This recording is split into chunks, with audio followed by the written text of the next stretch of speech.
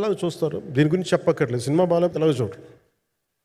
మీరు ఎంత పబ్లిసిటీలు చేయండి ఇవన్నీ అనుకోండి, అందుకే నేను పెద్ద ఎక్కువ మాట్లాడక ప్రయత్నం చేయను. కానీ ఈ పర్టికులర్ రోజు మటుకు, ప్రత్యేక ఈ రోజు మటుకు ఆయన పడ్డ కష్టం ఈ సినిమాకి, అలాగే ఒక్కొక్క కాస్టింగ్ ఆయన చేసింది, దీనికి నేను క్రిష్ గారిని కూడా చాలా మనస్ఫూర్తిగా అభినందిస్తున్నాను. ఎందుకంటే ఆయన కూర్చున్నప్పుడు ఎంతమందిని పెట్టాం, ఒక ఔరంగజేబ్గా మిగతా నటులు ఒకళ్ళిద్దరు యాక్టర్స్ని పెట్టి కూడా ఒకళ్ళ చేత యాక్ట్ చేయించాం ఒకళ్ళ చేత. కానీ Bobby Deol so apt for Aurangzeb, ఎంత కన్విక్షన్తో చేశాను. అప్పటికి ఆయనకి ఇంకా ఆయన చేసిన హిందీ సినిమాలు కూడా రాలేదు ఇంకా ఆయనకి. ఎంత కన్విక్షన్తో చేశారంటే నాకు నిజంగా ఆయనతో యాక్ట్ చేయడం చాలా ఆనందాన్ని ఇచ్చింది. సో అలాంటి బాబీ డియోల్ గారిని మొత్తం pan India, Manoj Paramahamsa was roped in last. ఇంకా సినిమా ఎట్లా మనం అయిపోవాలి, నేను పాలిటిక్స్కి వెళ్ళిపోయిన తర్వాత, డిప్యూటీ సీఎం బాధ్యతలు తీసుకున్న తర్వాత అందరికీ అయిపోయింది, ఇంకా సినిమాలు చేయలేడు ఇతను, ఎలా చేస్తాడంటే నాకు తెలుసు కష్టం అని.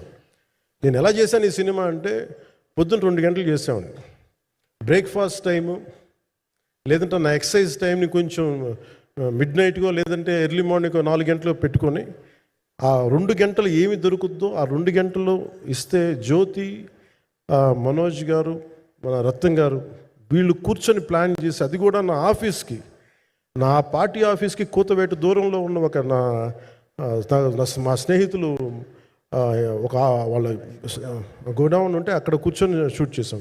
ఎంత మండుటెండంటే అసలు దాంట్లో కూర్చొని మ్యాట్ వర్క్ చేసి మీరు ఫైనల్ రిజల్ట్స్ చూస్తే ఇది ఇక్కడ చేశారంటే అంత ఆశ్చర్యం అనిపిస్తుంది. And hats off to Manoj Paramahamsa garu. And ఈ సీన్స్ అన్నిటికీ ప్రీ విజువలైజేషన్, ప్రతి సీన్ చేయబోయే ముందు అసలు నాకు ఏమనిపించిందంటే, సినిమా చేయగలమా లేదనని పరిస్థితుల్లో జ్యోతికృష్ణ గారు ముందుకు వచ్చి నాతో మాటలు నేను చెప్పలేదని, ఇది ఇలా చేస్తాం అలా చేస్తాం ఏం చెప్పలా, ఏమి చేయబోతున్నాడో ఎవ్రీథింగ్ వాజ్ ప్రీ విజువలైజ్డ్. ఈ సీన్ ఇలా ఉండబోతుంది, ఈ చేయబోయే సీన్ ఇలా ఉన్నది. నాకు దాని మీద ఆత్మవిశ్వాసం కలిగింది. నాకు లేదు, ఒక సత్తా ఉన్న దర్శకుడు, తెలుగు చిత్ర పరిశ్రమకి సైజ్ తీయగలిగేవాడు, మంచి సాలిడ్ ఎడిటింగ్ సెన్స్ ఉన్నవాడు, మ్యూజికల్ సెన్స్ ఉన్నవాడు. అలాంటి వ్యక్తికి మనోజ్ పరమహంస గారు తోడారు. వీళ్ళిద్దరు కాంబినేషన్లో రత్నం గారి అనుభవంతో ఈ రోజున ఒక మంచి ప్రోడక్ట్ అయితే తీసుకొచ్చాం. ఇది ఎలా ఉంటుంది, ఎలా ఉండబోతుంది, ఎంత హిట్ అవుతుంది అనేది ఇది సంపూర్ణంగా ప్రజల చేతిలోనే ఉంటుంది. అది ఏ స్థాయిలో ఇది ఉంటుంది అనేది అది ప్రజలు చెప్పాల్సింది తప్ప ఇది నేను చెప్పుకునేది కాదు. బట్ నా వరకు నేను ప్రత్యేకించి నేను వ్యక్తిగతంగా చేసింది ఈ సినిమాకి, అపార్ట్ ఫ్రమ్ యాక్టింగ్ కాంట్రిబ్యూషన్, నేను ఏ సినిమా చేసినా ప్రతి సన్నివేశంలోనూ ప్రతి సాంగ్ అండ్ డాన్స్లో కూడా కొన్నిసార్లు నేను చేయలేక, నేను ఒక రిలక్టెంట్ యాక్టర్లో ఎలాగో టెక్నీషియన్గా కూడా నాకేంటంటే, సుస్వాగతం సినిమాలో నన్ను తీసుకెళ్ళి వైజాగ్లో బస్సు మీద ఎక్కించి డ్యాన్స్ చేయమన్నారు. చచ్చిపోయాను డ్యాన్స్ చేయలేక. ఇంకా మిగతా వాళ్ళకి ఎంత తేలికైన డ్యాన్స్ నాకు చేయాలంటే నేను గింజుకుపోయి, నేను అనుకున్నాను ఈరోజు ఇంక సినిమాలు మానేస్తాను చెప్పి మౌదినికి ఫోన్ చేసి కూడా చెప్పాను, చాలా పర్యాలు చెప్పాను. అలాంటి అందుకని నాకేంటంటే సాంగ్ అండ్ డ్యాన్స్ కూడా నేను ఎలా చేయగలను దానికి అనుకుగా నేను ఎత్తుక్కుంటాను. అలాగే యాక్షన్ సీక్వెన్స్ కూడా రియల్ లైఫ్లో కొడితే ఎలా ఉంటుంది, మార్షల్ ఆర్ట్స్లో సాధన ఉన్నవాడిని, ఈ లాట్ ఆఫ్ వర్క్షాప్స్, ఈ మార్షల్ ఆర్ట్ వర్క్షాప్స్ చేసిన వాడిని కాబట్టి హౌ రియలిస్టిక్ వీ కెన్, ఎంత సహజంగా మనం వెళ్ళగలం, వీటి మీద ఒక అవగాహన ఉన్నవాడిని కాబట్టి చాలాసార్లు కూర్చుంటాను. కానీ ప్రత్యేకించి ఈ 20 minutes లాస్ట్ సీక్వెన్స్, 20 minutes ఇది 2 partsగా ఎలా అయింది అంటే, ఒరిజినల్ థాట్ క్రిష్ గారి దగ్గర నుంచి వచ్చినప్పుడు ఇట్ వాస్ క్వైట్ లాంగ్. ఈ సినిమా ఒక పార్ట్లో అవుద్దని అనేవాడు మొదటి నుంచి. బట్ లేటర్ వాళ్ళు డిసైడ్ చేసుకొని ఒక టైంలో ఇది అవ్వదు, we want make it as 2 parts అనుకున్నప్పుడు ఎక్కడికి వచ్చి ఆగిందంటే ఈ క్లైమాక్స్ దగ్గరికి వచ్చి ఆగింది ఫస్ట్ పార్ట్. సో చెప్తున్నప్పుడు నాకేమనిపించిందంటే, how else we can take it, how else we can scale it up.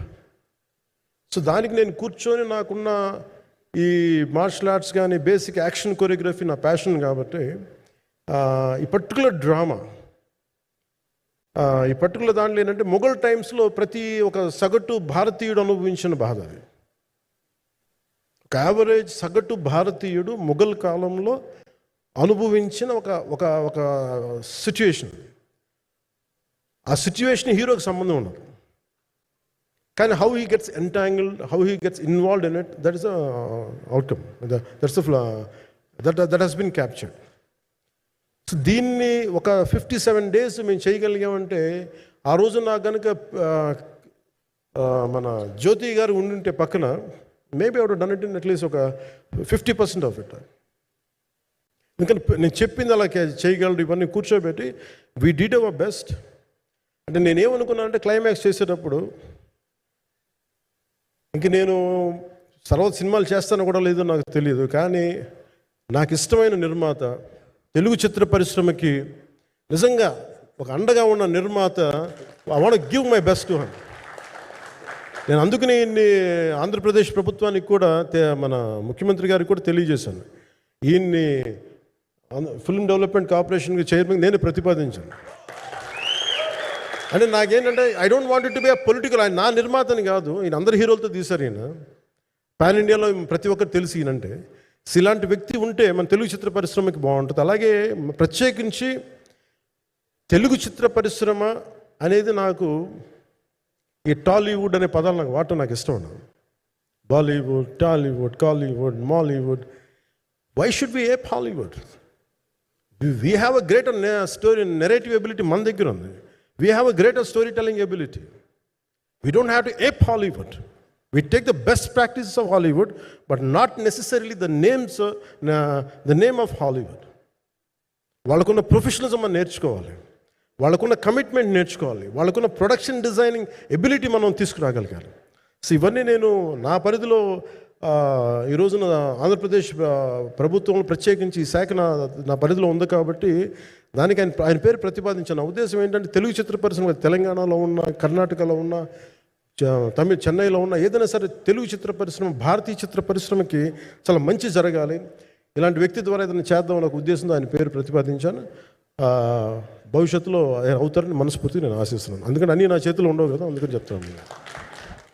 If and but చెప్పాలి కదా.